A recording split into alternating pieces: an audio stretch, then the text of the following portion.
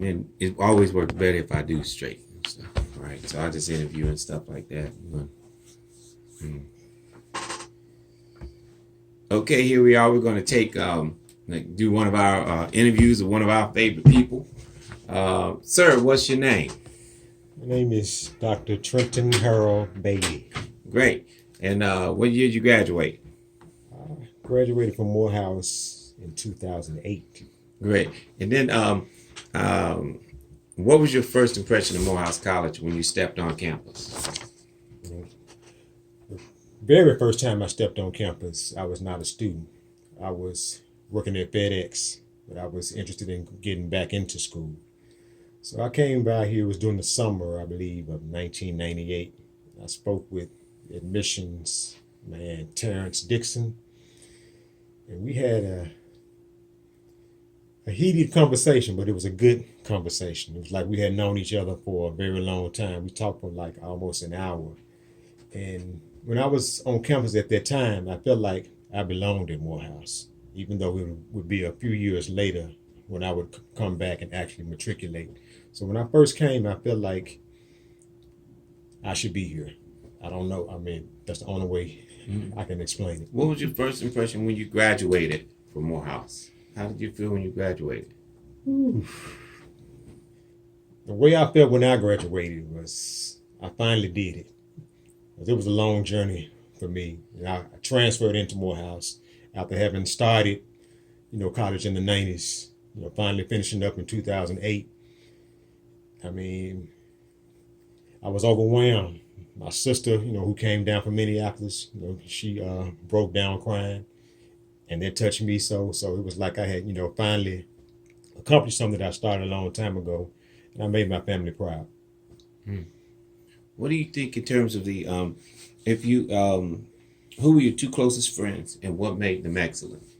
My two closest friends, of course, they were younger than I am, but one of them was Brother Regis DeVoe.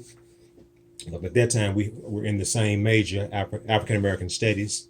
So we helped each other out a lot, studying, off campus, whatever. Whenever I needed something, I can always count on him. The same thing for a brother named Larry Scott. We both lived in the same apartment complex, Ashley College Town. So we were very close. He was just a laid back brother. Whenever I needed something, I can call on him also. What did, when you who was the person that had the greatest impact on you at Morehouse College? Of course, I would have to say Dr. Marcellus Barksdale, because at that time he was the chair of African American Studies, which was my major. He became my mentor and advisor, and actually he gave me my first job after I graduated from Morehouse.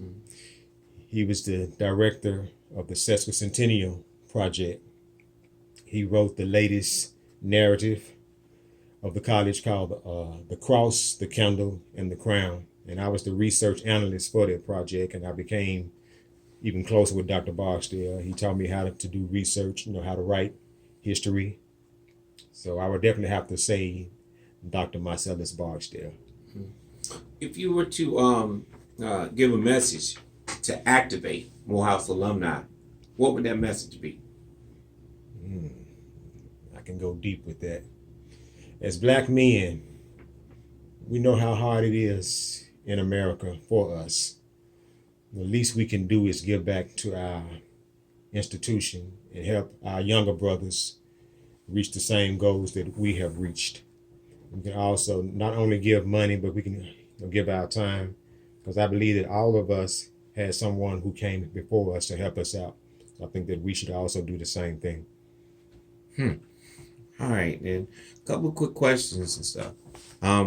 Let's go a little bit deeper and stuff. So what made you decide to study take African American studies? I've always been interested in Black popular culture.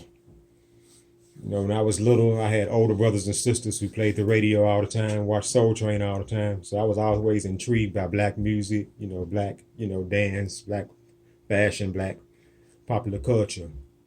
But growing up in the school system, you didn't. The focus was not much on black people, so that sparked me to become more interested in learning about who I am and who we are as a people. So there was. Where'd you grow up at? I grew up in Memphis, Tennessee, in North Memphis, in the area called Frazier. I don't know if you know about that. But, Nope. but yeah, I'm from Memphis, Tennessee. We have I think Memphis has a good, rich tradition when it comes to soul music, rock and roll. I believe home of the blues. Gotcha. When you what made you actually choose the topic for your thesis? First off, let's go to the audience. Let me rephrase that, brother.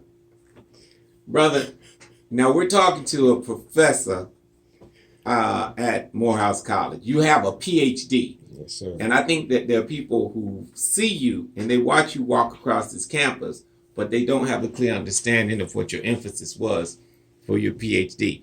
And I found it unique and inspiring. So can you tell us, what did you write your thesis on? I wrote my thesis on the greatest band in pop history, Earth, Wind, and Fire. The title of it is Kemetic Consciousness, a study of ancient Egyptian themes in the lyrics and visual art of Earth, Wind, and Fire. Kemetic is the original, Kemet is the original name for ancient Egypt. The word Egypt is a Greek term that the Africans called their land Kemet. So that's why I called it Kemetic Consciousness. Mm-hmm. I wrote about Earth, Wind, and Fire because they are my favorite group. As I said earlier, I had older brothers and sisters who listened to good music all the time. And Earth, Wind, and Fire was constantly being played in my home. And I loved the music. When I saw them on TV, the outfits they were wearing, saw the album covers, I was intrigued by that. So they are my favorite, pop music artists. When you think about, so after you completed your thesis and stuff, what next steps do you have in terms of research or in terms of engagement on the theme of Earth, Wind, and Fire? Okay, my dissertation only focused on the classic period of Earth, Wind, and Fire, 1973 to 1983. So right now I'm writing the full history of Earth, Wind, and Fire. The band was started in 1969, but it was called the Salty Peppers. In 1970, the name of the band was changed to Earth, Wind, and Fire. Mm-hmm. So from 1970 until 2020, there would be 50 years. So next year would be the band's 50-year anniversary. And so you're trying to come out with it for the 50th anniversary and stuff? Well, not necessarily before. As long as I get, it could possibly come out in 2021 because I would have a complete 50 years. Mm-hmm. Gotcha. When you compare Earth, Wind, and Fire with other bands, let's compare them with some other bands that are relatively same size and almost accomplishment. Let's look at the Commodores. What would be the difference? If you were to name the top 3 differences between Earth, Wind, and Fire and the Commodores in terms of their approach to the creative process in music, how would they differ?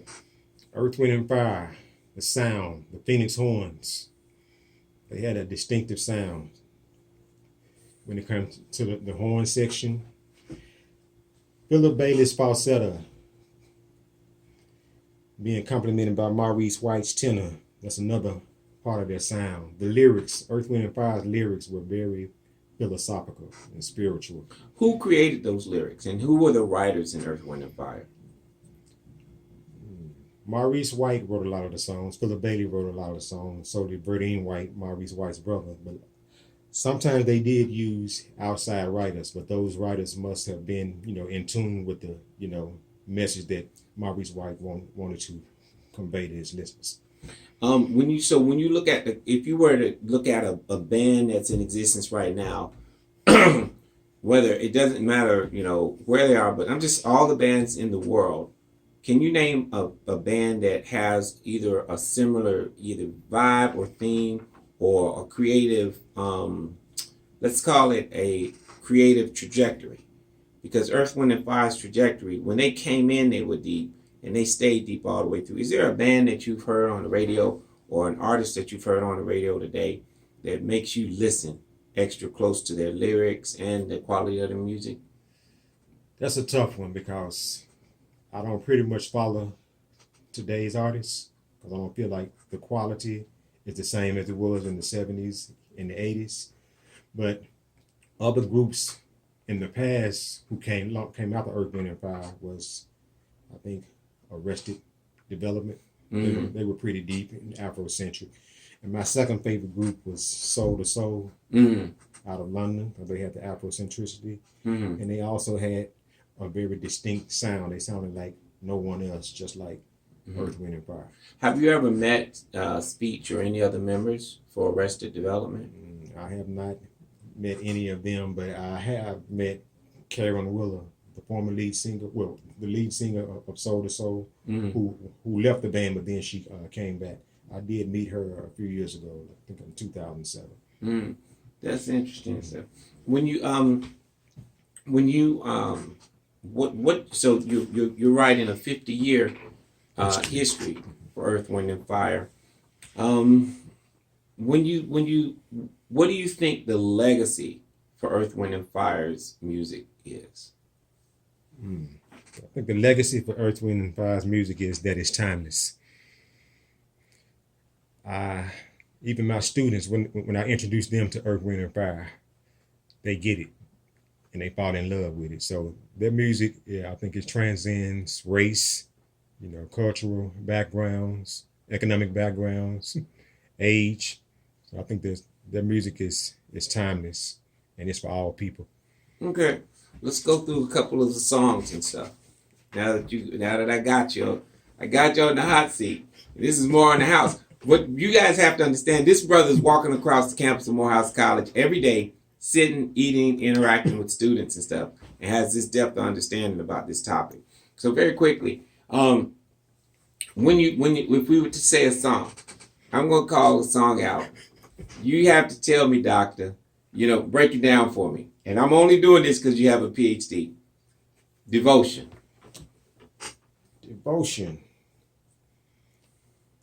I believe this song was written by Philip Bailey and Maurice White.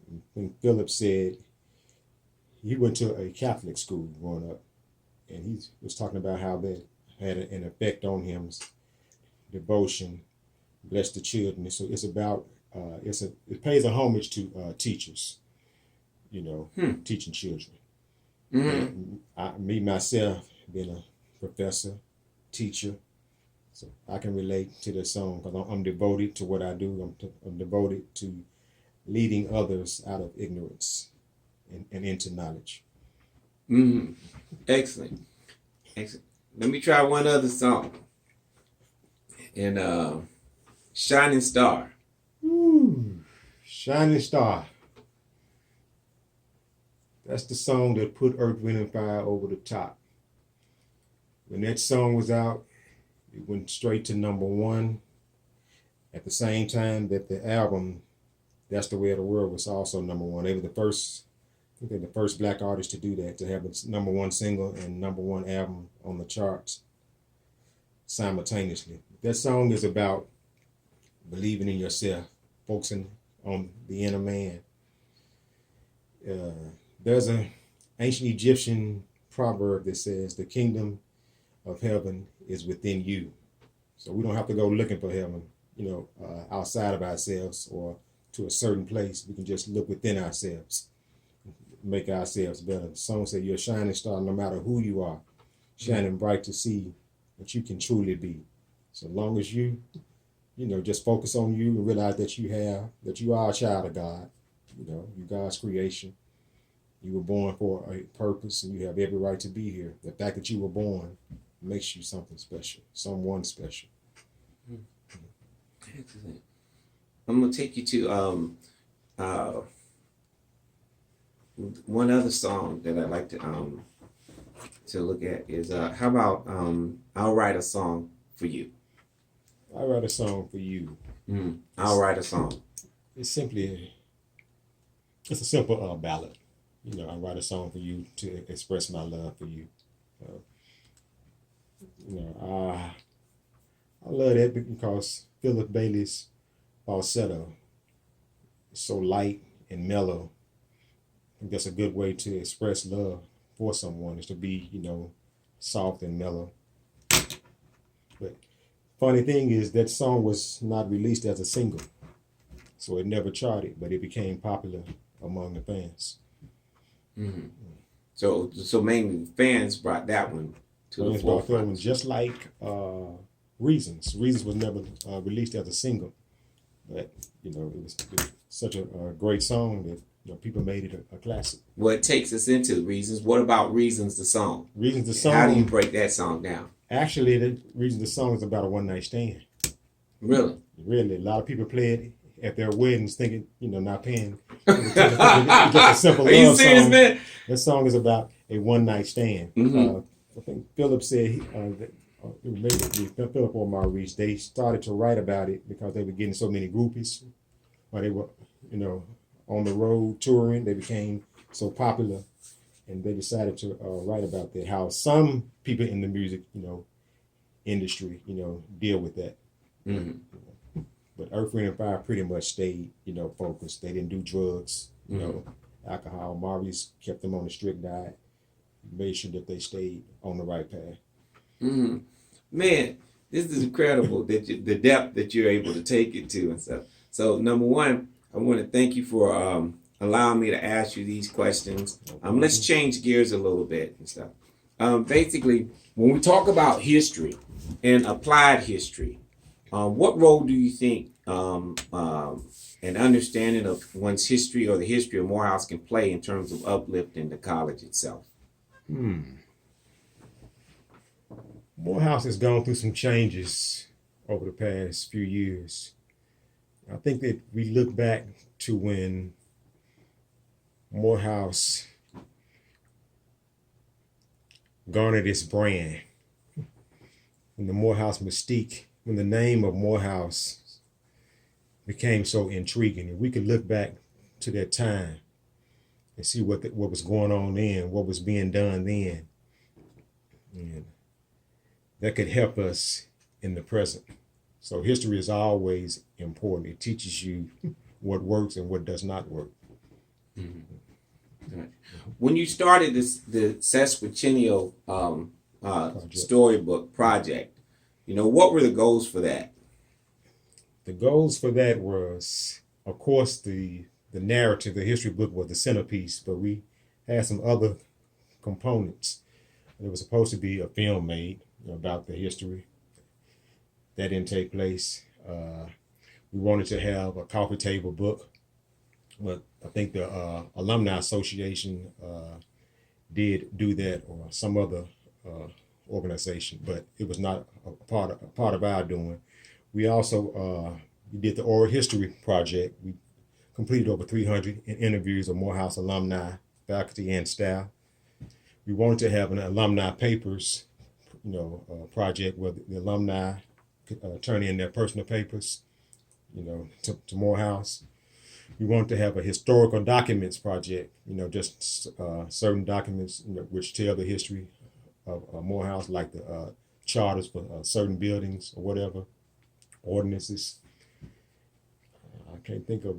And there was supposed to be like 9 components.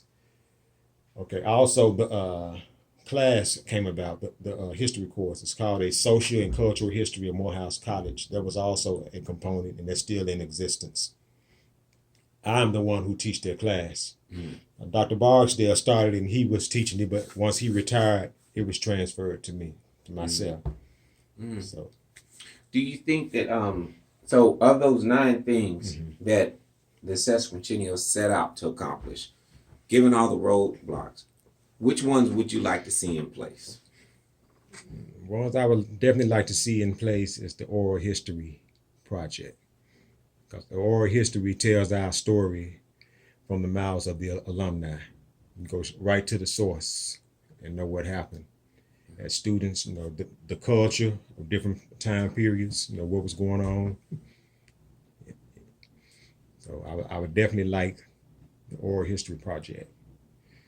Do you still have the images that they were preparing to use for the table book coffee, the coffee book? We do have some images. We have a lot of images, yeah. I have it saved on my, computer, Okay. if I'm not mistaken. All right. But you haven't generated anything yourself as No, a we basis of that. No, we haven't. What do you think about what about the movie component? What were you trying to create a short movie, or how long was the video supposed to be? I think the movie was going to be probably about at least 90 minutes.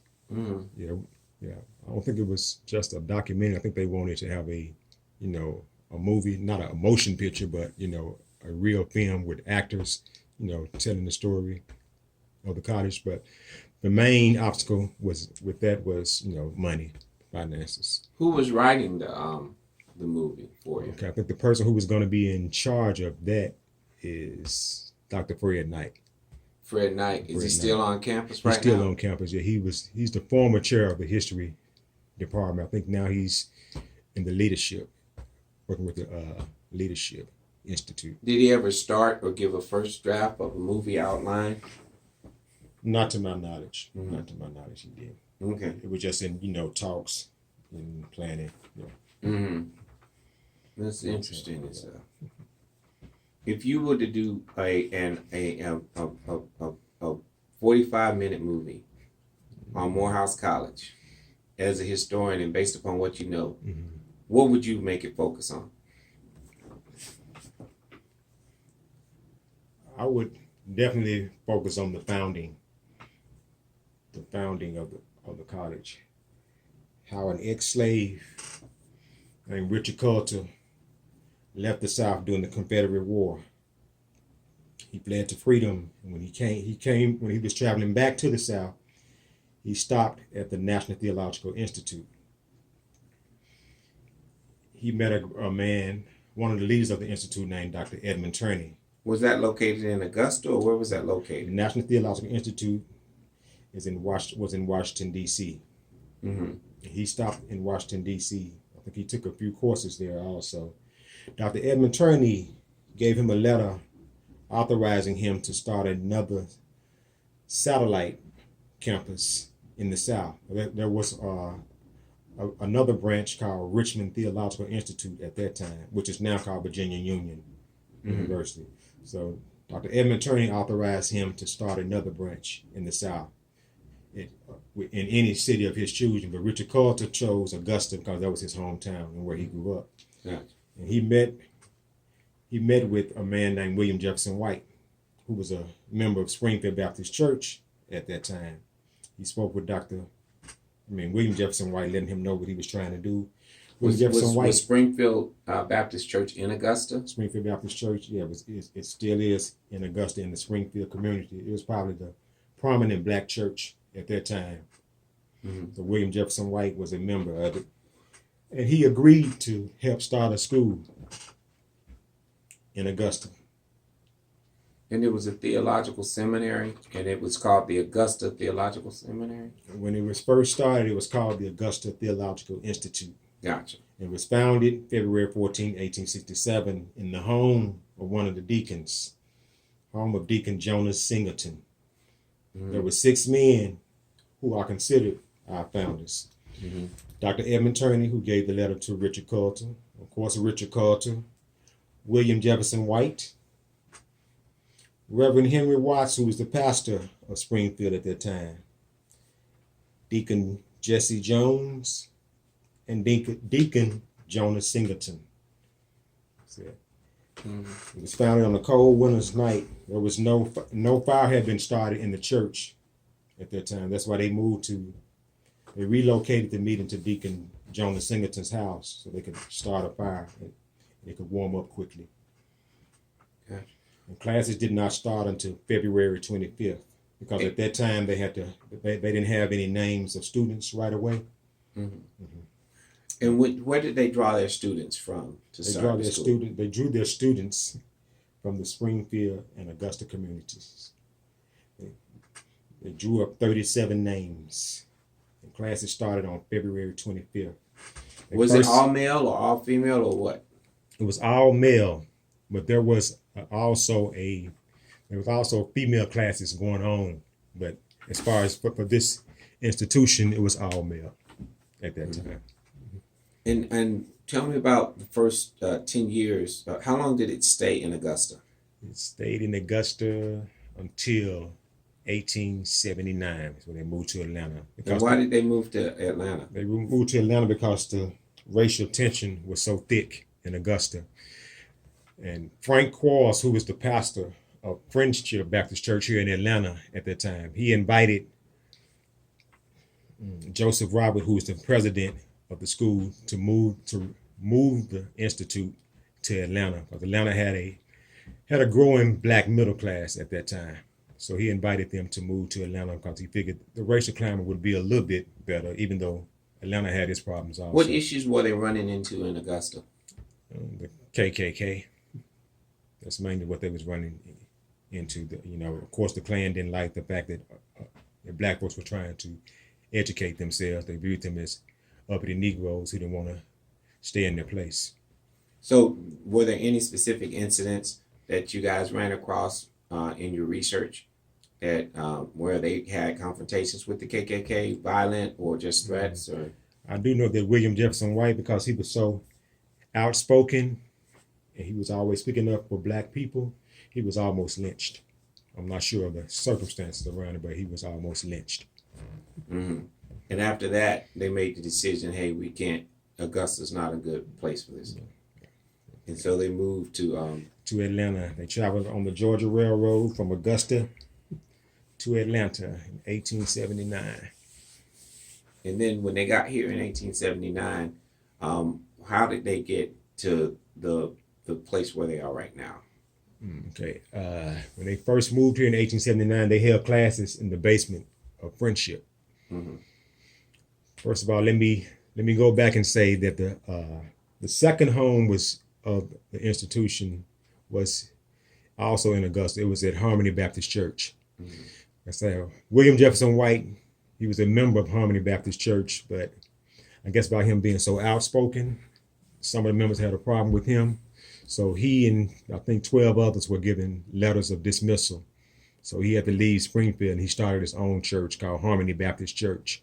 Why did Springfield have him leave? Because he was just that outspoken of a black man. Yeah, they figured. Actually, he was a mulatto who appeared to be white, but he identified as black. If you see a picture of him, you think where was he trained? White. Where was he trained? Yeah. Where was he educated? That's a good question. We'll find that out in the next question. Yes, we find that out. That's yes, a good one. yes. Let's find out where he was trained because I'm very interested in his training and his ability to do critical thinking. Okay. And then, very quickly, where does the talented 10th comment come from, and how does it fit historically with Morehouse College? The talented 10th. I know a lot of people believe that W.E.B. Du Bois coined the term, the talented 10th, but he did not. If I'm not mistaken, William Jefferson White. It's either White or Hope. One of the two. White, I think. If I'm not mistaken, it was William Jefferson White. I do know that It was White who coined it, yes, I think. Hope was the best friends of W.E.B. Du Bois. I'm sure he picked it up from Du Bois. But the talented 10th, we believe that there's a 10th of a group of people who are responsible for the other 90%, who have more skill, more intelligence, and it's their job to move the group forward, the community forward. Mm-hmm.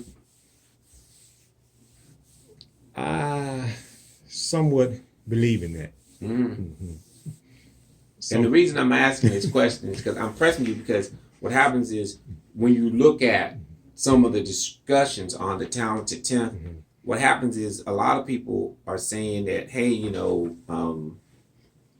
this idea of having a talented 10th or 1/10 of the black population, it's antiquated, it's old. we shouldn't necessarily be thinking in terms of that nowadays. And also, that talented 10th model, some people believe it goes against the concept of democracy in terms of everybody being equal, you know. But I've heard different discussions on it, you know, in different ways. And one of the ways that I put the talented 10 together, and if you, when I look at some of the history from it, it actually has to deal with the fact that, you know, they were trying to, the 1/10 comes from the fact that most people believe that 1/10 of the African Americans in America at the time were free or were like in the Union soldiers and served as Union soldiers. Okay. So basically, Lincoln, some people, I've heard that somehow or another that maybe Lincoln came up with the actual number where 1/10 of the blacks are actually have the ability to function as fully free men with all the skill set needed. Okay. And the other 90% are in the development stage or educational stage. So what he was saying was that, what my understanding was that if you have a black man, and that you look at the talented 10th, if you have a black man who is destined to be a physician, then it's just as wrong as to take that 1 in 10 brother who has the ability to be a physician, mathematician, educator, architect. It's a sin for you to put him in an environment where you forced him to be only a skilled laborer. In other words, for you to put him in an environment, say how Tuskegee was at the time, where they were focusing heavily on vocational skill sets, that's just as wrong as you basically taking that one of those other 9 brothers and putting them in an environment saying you have to be a doctor or you have to be a lawyer. What it is with the talented 10th, you should have at least the ability to match up a person who has the skill set, the ability to do the critical thinking, and the fortitude to do the hard work to become a professional. You should allow that person to have some type of environment in existence that allows that person to be his best self. And just like on the other hand, with the brother who is not necessarily built to be a lawyer or a doctor or something like that, you should have an environment that for him that meets him where he is and allows him to move forward and advance himself as well and stuff. And so that's why you have that talented 10th component and stuff. And that's what talented 10th means. It doesn't mean that the 10% is better than the other 90. And it really has to deal with the fact and making the argument that you gotta have, that when you have these vocational schools, when you have like the Tuskegee Institute, Hampton Institute, and all these other places that focus on vocational work, you also need to have some place for that 1 in 10 student that already has that skill set and the drive